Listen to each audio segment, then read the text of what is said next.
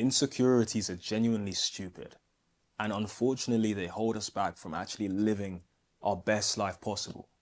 And for a lot of my life, I was extremely insecure. And I see people all the time who are insecure, and you wouldn't even be able to tell. Because the truth is, we suffer more in our imagination than in reality. In our minds, this is the most important thing. This is something that everyone can notice. But for the rest of the world, that's not the case. But fortunately, I've been able to overcome every single one of my insecurities, brick by brick. And in this video, I'm going to tell you exactly how you can overcome your own insecurities as well. Because I don't want you to suffer. I don't want you to go around the world feeling like you're less than what you are, or being plagued by something that is simply not true. So the way I overcame my insecurities was by asking myself, is it true or is it not true?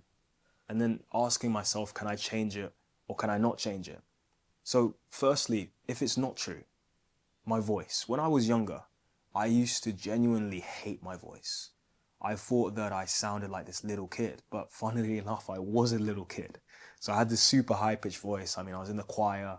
I used to sing really high notes like la and all this. And I hated my voice because of that. I wanted it to be super deep, like I was a man. But I was literally like 13, 14, so of course it wasn't going to be deep. But for that reason, I would never want to be in videos. I would never want to send voice notes to people on Snapchat, which I used back in the day, because I thought, oh no, the girls are going to think I have a high voice, or people are going to think that my voice is weird. But it was all in my head, because I was a kid and that's how a kid's voice is always going to sound. And there's a guy in my community as well who struggled a lot with socializing, not because he lacked social skills or because he wasn't a cool guy. In fact, it was actually the opposite. Like, he was probably one of the coolest guys you'll meet. But his problem was in his mind. He thought that he was a burden. He thought that people don't want to spend time with him. And it's not true, because every single time I speak to him in community calls or in the community, he's a great person to have around. You have a great laugh together. But you can see the two things in common between me with my voice and him is that it was in our mind. And that's the case for most of our insecurities. I mean, I don't have any more, but for you, you're probably insecure about something that genuinely doesn't exist in the real world. It's in your head, no one else notices it but you. And as soon as you realize that it's in your head and that your thoughts are actually controlling you and worsening your life, because perception is reality, so whatever we think is true ends up being what we experience. As soon as you realize that, the sooner you stop caring about things that are quite frankly not true. And maybe it takes talking to someone and asking them, I think this thing about me, maybe it's a bit embarrassing, but this is what I think. Is this genuinely true? Go to someone you trust, go to someone in your family. You can DM me if you want, I'll listen. And ask people, is this true? And if they say it's not true and you hear that time and time again, then just believe them, because there's no need to lie. Like, if you think something's true but everyone else says it's not true, it's probably not true. So that's the first thing. If you cannot change it, or if it's not true, then accept that it's not true and stop holding on to it like it is true. Now, if it is true, you need to ask yourself, can I change it? Can I not change it? So, can I change it? I used to be super insecure about my body. I was skinny fat. And in my opinion, skinny fat is the worst type of build you can have. You can be fat and everyone just knows you're fat. You like a lot of food, or you can be skinny and, maybe you can't really gain weight easily. Maybe you don't eat enough. But being skinny fat is this really awkward middle point, because you look skinny. You don't have any muscle on your body. Like, when I used to tense my bicep, it would literally dip inwards. Like, there was a time where I was with some of my family friends and they were all flexing their arms. And there was a kid who was younger than me, like 3 years younger. And he did it. And it was like, whoa. I did it. It just went in and everyone was laughing at me. So I was skinny fat, no muscle on my body, big belly, because I loved food and I still love food. And I was playing sport, but for some reason, the belly didn't go. I mean, now I have an 8-pack, so, I'm happy now, but super insecure about my body. Super insecure. And I knew it was true. I knew it was true. And I knew I could change it. And I did change it. I started going to the gym. I started working out. I didn't miss a session.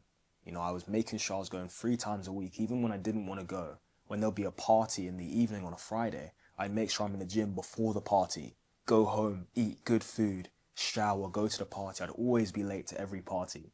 And I wasn't even doing it intentionally. I was just going to the gym and I had to be late because the gym session would overrun.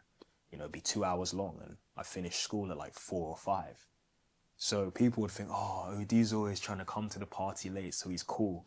But genuinely, I just was gymming. And I was consistent, and now I've grown. If you check my Instagram story today, if you catch it, you'll see what I look like now. And it's on my Instagram as well if you're interested. But I came from being a person who was so insecure about my body to the point where I would Photoshop photos. I remember I was in Hungary, Budapest, and I was posted up in this really nice restaurant, Sky Rise restaurant on like the 20th, 30th floor in this nice building. And just like any normal kid, I was just stood there. But I wanted to post it on social media now. And there was a guy who I knew who he made this video and his arm was huge. And I was like, oh my days, I can't post my photo like this. So I went on Photoshop for the first time in my life and the last time. And I edited my arm so that it would look bigger. And I have the edited version now, but I kind of wish I didn't have that edited version. I had the normal version because I would have seen how far I actually came in life from being that skinny fat kid who was super insecure and didn't like his body to now being someone who's achieved their dream physique at 22. I achieved it probably when I was like 20, but I'm 22 now, so that's why I say 22. But that's an insecurity that I had that was true and that I could change. And I changed it. And if you have an insecurity that you have that's true and that you can ask people and they say, yeah, that's true. I'm not going to lie to you, that this is the truth. Then change it if you can.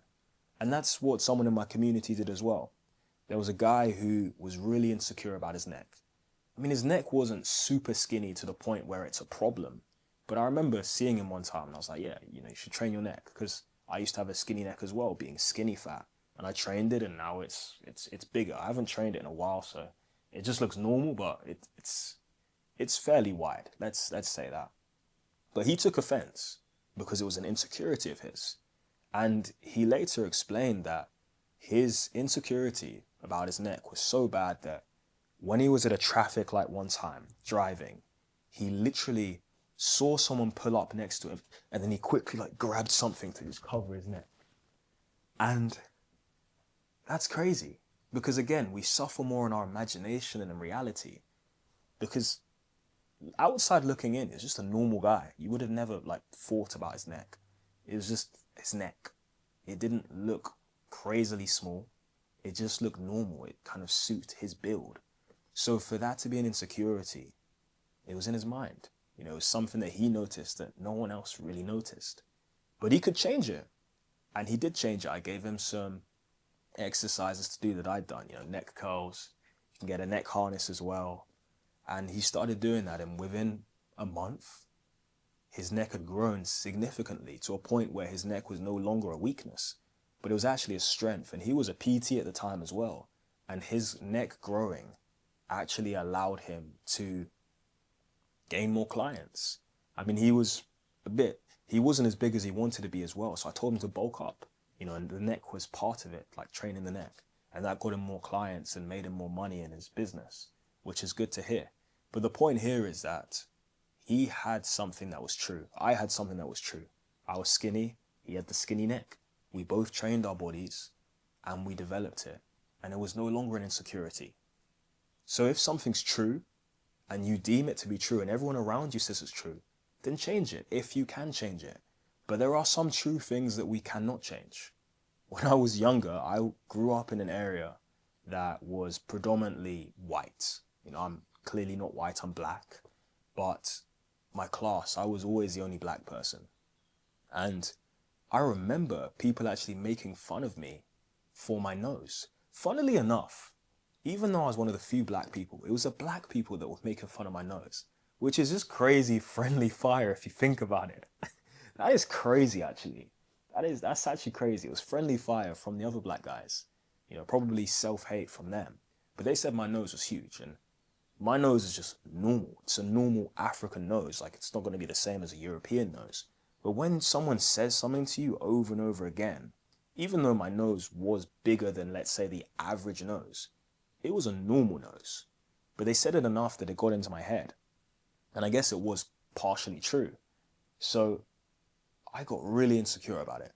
I remember there was a period in my life where I was always thinking about my nose, and I'd even do this sometimes. I'd like hold it, and then I just try and let it stay in that position where it would look less big. Like, that's how insecure I was. It was really bad. I was cooked. But looking back, if you cannot change it, and it's true, then you just have to learn to love it. You have to learn to accept it. And that's what I've done now. I mean, I'm fine with my nose. Like, I don't really think about my nose, to be honest. It's just a normal nose. It's just a nose. Like, no one really cares. But if there is something that you have that's true and you cannot change, just learn to love it, learn to embrace it. And if people bring it up, then, and you can't change it, then, shame on them for bringing it up. You can't change it. Like, that's cruel. So accept it, love it, make it your superpower. There's another guy in my community who was insecure about his hair. He was with a girl one time, and she was like rubbing his head and stuff, and she realized that it was thinning a little bit. And she was like, "Oh, what happened to your head? Your hair, you're going bald."